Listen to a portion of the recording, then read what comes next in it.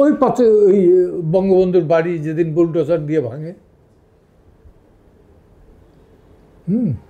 এবং পরদিন আমাদের মাননীয় উপদেষ্টা কুম্ভকর্ণের মতো উনি টের পাইলেন বঙ্গবন্ধুর বাড়ি ভাঙা হয়েছে।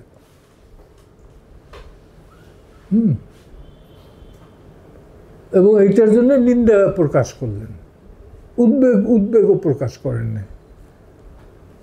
তো নিন্দা প্রকাশ করছেন, খুব খুশি হয়েছি। এই শেষ কিন্তু শেষ না,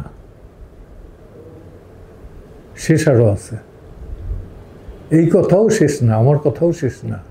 আমিও তো কালকে থাকবো না, কিন্তু আমার এই কথার রেশ টাইমে কিন্তু আরও 10,000 মানুষ দাঁড়াবে অন্তত।